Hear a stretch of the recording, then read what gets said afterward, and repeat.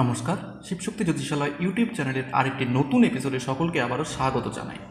তো প্রত্যেক এপিসোডের মতো আজকেও উপস্থিত হয়েছি একটি নতুন বিষয় নিয়ে আপনাদের সঙ্গে আলোচনা করতে। বিগত দিনগুলিতে আমি কিন্তু গ্রহের বিভিন্ন যোগ নিয়ে আলোচনা করেছি, কারণ একজন তান্ত্রিকের তন্ত্র সম্বন্ধে জানার পাশাপাশি কিন্তু গ্রহ সম্বন্ধে জানারও প্রয়োজন আছে। কারণ হচ্ছে আপনি যখন কোনো কাজ করতে যাবেন বা আপনি কোনো কাজ করাতে আসবেন, জিনিসটা যেন আপনার বুঝতে সুবিধা হয়, এই জন্যই কিন্তু ভিডিওগুলো প্রকাশ করা। আপনার যদি জন্মছকে কোনো বড় কোনো গ্রহের দুর্যোগ থাকে বা কোনো খারাপ যোগ বর্তমান থাকে, তাহলে কিন্তু সর্বপ্রথম সেই যোগের যে প্রতিকার সেটি সর্বপ্রথম করে নেওয়া প্রয়োজন, এবং তারপরেই আপনি যে সমস্যায় ভুগছেন সেটির যে কোনো তান্ত্রিক ক্রিয়া করার প্রয়োজন আছে। উদাহরণস্বরূপ বলা যায়, যদি বৃহস্পতি খারাপ থাকে তাহলে আপনার যে সমস্ত সমস্যাগুলো হবে, বিবাহ, সন্তান, এগুলো সমস্যা হবে। তো আগে বৃহস্পতিকে ঠিক করে তারপর কিন্তু তন্ত্রমতে যে বিয়ের হওয়ার যে কবজ রয়েছে বা সন্তান ধারণের যে সমস্ত উপায় রয়েছে সেগুলো করা প্রয়োজন, তার জন্য কিন্তু এগুলো করা হয়েছে। তো সেটা আলাদা বিষয়। আজকে যে বিষয়টা নিয়ে আলোচনা করব, থাম্বনেল দেখেই বুঝতে পেরেছেন যে আজকে আমরা আলোচনা করব বশীকরণ নিয়ে, যেটি এখনও পর্যন্ত আমার চ্যানেলে যতগুলো বশীকরণের ভিডিও দেওয়া হয়েছে তার মধ্যে সবচেয়ে শক্তিশালী। আগেরগুলোও তো অবশ্যই কাজ করবে, সবকটাই কার্যকারী, কিন্তু আজকের যেটি, এটি কিন্তু কোনো রূপভাবেই কিন্তু ফেল যাওয়ার নয়, এবং এটি কিন্তু খুবই উগ্র একটি শক্তি দ্বারা কাজটি করা হয়। কারণ বুঝতেই পারছেন, থাম্বনেলে দেখে বুঝতেই পেরেছেন, এটি কিন্তু মাতা শ্মশান কালীর মন্ত্র। এই শ্মশান কালীর মন্ত্র দ্বারা কিন্তু বশীকরণের পাশাপাশি বিচ্ছেদও করা যায়। বিচ্ছেদের কাজও কিন্তু একই মন্ত্র দ্বারা করা যায়। যে মন্ত্রটি সঠিক হয় না, তার দ্বারা অনেক অনেক কাজ করা যায়। তো আজকে যে বিষয় নিয়ে আলোচনা করব সেটি হচ্ছে বশীকরণ। তবে একটি কথা মনে রাখবেন, খারাপ উপায়ে বা খারাপ কোনো উদ্দেশ্য নিয়ে এই প্রয়োগটি করার কথা কিন্তু ভুলেও চিন্তা করবেন না, তাহলে যে কী হয়ে যাবে আমি নিজেও জানি না। আর আমার কাছেও যারা আসবেন, অবশ্যই কিন্তু যদি আপনাদের ভালো উদ্দেশ্য থাকে, প্রেম মানেই কিন্তু খারাপ উদ্দেশ্য নয়। আপনি যদি তাকে বিয়ে করতে চান, তাকে আপনার সারা জীবনের জন্য পেতে চান, তাহলে অবশ্যই কিন্তু যোগাযোগ করতে পারেন। যারা আমাদের মাধ্যমে কাজ করাতে চান তারা কিন্তু যোগাযোগ করতে পারেন। আর যারা বুঝতে পারছেন যে আপনারা নিজেরা করতে পারবেন, তারা কিন্তু এটি করতে পারেন। এটি সবার জন্য নয়। আমি প্রথমেই বলে দিচ্ছি, আজকের বিদ্যাটি কিন্তু সবার জন্য নয়।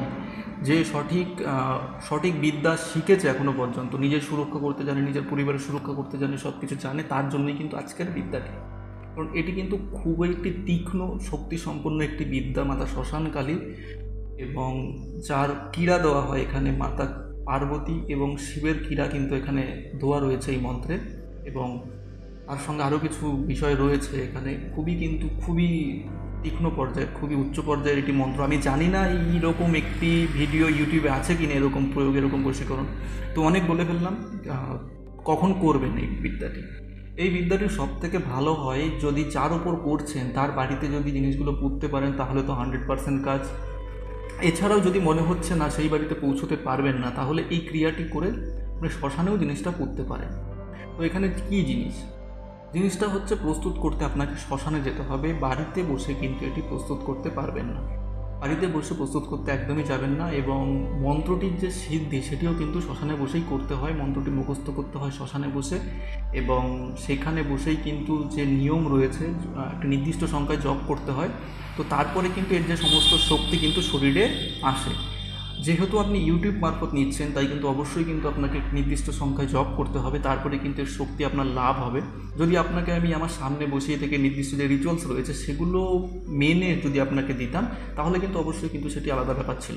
তো সেরকমভাবে দেওয়া হচ্ছে না। যদিও ইউটিউব থেকে কোনোরূপ এরকম বিদ্যা শেখাই উচিত নয়, তবুও আমি জাস্ট এটা কিন্তু একটা জ্ঞানবর্ধক জিনিস হিসেবে, যেরকম জিনিস হতে পারে বা যারা আমার মারফত কাজ করাতে চাইছেন তাদের জন্য কথা ভেবেই কিন্তু আমি এই বিদ্যাটি আপনাদেরকে জানানোর চেষ্টা করছি, আপনাদেরকে বোঝানোর চেষ্টা করছি। তো এবার বলছি কি করতে হবে। সবার প্রথমে একটি ভোজপত্র আপনাকে নিতে হবে। ভোজপত্রটি যেন একদম পরিষ্কার, কোনো ছেঁড়া ফাটা দাগ যেন না থাকে, এরকম একটি নিখুঁত ভোজপত্র নিয়ে নেবেন।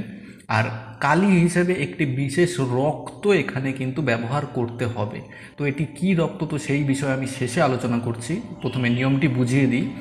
তো ভালো করে কিন্তু অবশ্যই নিয়মটি এখানে বোঝার দরকার আছে, কারণ একটু যদি অসুবিধা হয় বা নিয়মের যদি হেরফের হয় তাহলে কিন্তু অসুবিধা হতে পারে। তো ভোজপত্রটিকে নিয়ে আপনাকে শ্মশানে যেতে হবে। এবার অনেকে বলতে পারে শ্মশানে যাওয়া সম্ভব নয়, শ্মশানে গিয়ে করলে কাজটা ভালো, এছাড়াও কিন্তু 3 রাস্তার মোড়ে বসেও কিন্তু কাজটি করা যেতে পারে।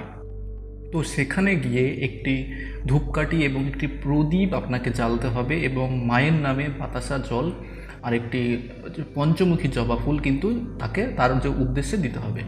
এরপর সেই প্রদীপের আলোয় বসে যে মন্ত্রটি, বিশেষ মন্ত্রটি রয়েছে, সেই মন্ত্রটি কিন্তু দুজনার নাম সহিত সেই ভোজপত্রের ওপর কিন্তু লিখতে হবে।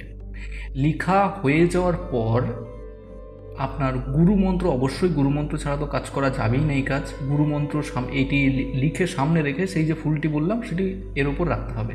তো আরও কিছু ফুল এমনি নিয়ে যেতে পারেন আপনি, কিছু একটা সংক্ষিপ্ত পুজো করে নিলেন, তারপর এটি লিখে সামনে রেখে তার উপর আপনি সেই যে পঞ্চমুখী জবা সেটি রাখবেন। আর শ্মশানে তো অবশ্যই কালী মন্দির থাকবে, তো সেখানকার সামনের একটু মাটি এবং মায়ের পায়ের ফুল সেখান থেকে নিয়ে নিতে হবে এবং গুরু মন্ত্র 108 বার মিনিমাম জপ করে নেবেন এবং মায়ের যদি কোনো বীজ মন্ত্র আপনার গুরুর কাছ থেকে নেওয়া থাকে সেটিও জপ করে নিতে পারেন। তো তারপর সমস্ত কিছু সেই একটি কবজের মধ্যে আপনাকে ভরতে হবে।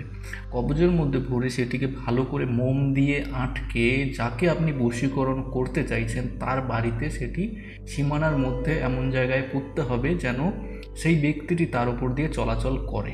যদি চলাচল করে তেমন জায়গায় না হয় তবুও সীমানার মধ্যে রাখলেও কিন্তু কাজটা হবে। যদি চলাচলের জায়গায় রাখতে পারেন, যে মুহূর্তে সে সেটিকে ক্রস করবে তখনই কিন্তু বশীকরণ হয়ে যাবে। আর সীমানায় রাখলে ধীরে ধীরে 2-1 দিনের মধ্যে বা 3 দিন 4 দিন 5 দিনের মধ্যে কিন্তু ধরে নেবে। এবার অনেকের ক্ষেত্রে কিন্তু 7 দিন 11 দিনও লেগে যায়। সেক্ষেত্রে কারণ হচ্ছে গ্রহের সমস্যা। প্রথমেই বললাম একজন তান্ত্রিকের কিন্তু গ্রহর ব্যাপারও জানা প্রয়োজন, এই ক্ষেত্রেই কিন্তু জানা প্রয়োজন যে কখন কাজটা করলে ভালো হবে। তো সেই হিসাবে যখন গ্রহ উইক থাকে, দুর্বল থাকে, সেই টাইমে যদি কাজগুলো করা হয় বুঝে শুনে তাহলে কিন্তু কাজগুলো ঠিকঠাক হয়।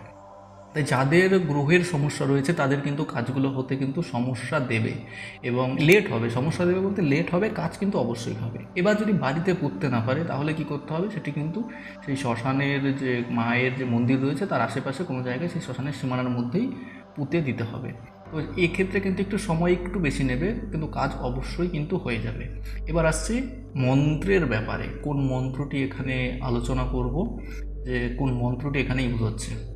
মন্ত্রটি হচ্ছে কালী কালী, মহাকালী, ভূত কালী, প্রেত কালী, রক্ষা কালী। রক্ষা কালীর, শ্মশান কালীর আদেশে আমি অমুককে অমুকের সহিত বা অমুককে অমুকের প্রতি বশীকরণ করলাম, মোহিত করলাম।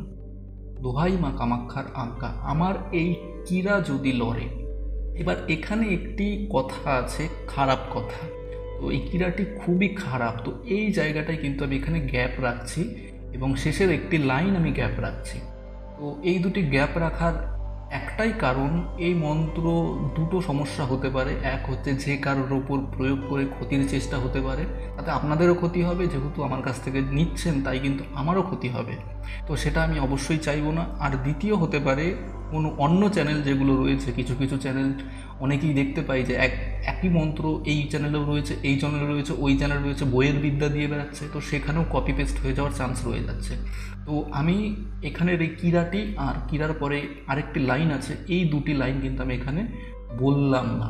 অবশ্যই মন্ত্রটা পড়ে যখন শোনালাম বুঝতে পেরেছেন যে মন্ত্রটা কতটা শক্তিশালী হতে পারে, এবং ক্রীড়াটা যদি আমি বলে এখানে শোনাতে পারতাম তাহলে মোটামুটি বুঝেই যেতেন। যারা রিয়েল তন্ত্র জানেন তারা কিন্তু মন্ত্রটি শুনেই বুঝতে পারছেন কতটা শক্তিশালী।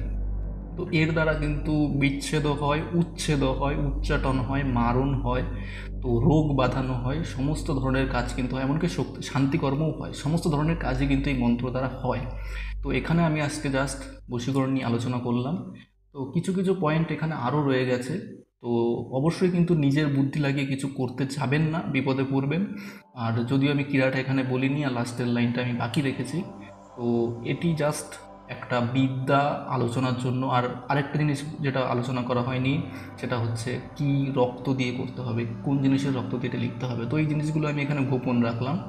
তো আশা করি বুঝতে পারছেন। যদি আমার মন মতো সেরকম কেউ হয় যারা আমার সঙ্গে জুড়ে রয়েছে ভবিষ্যতে, তাদেরকে পুরো বিদ্যাটা কিন্তু শেখানোর চেষ্টা করব।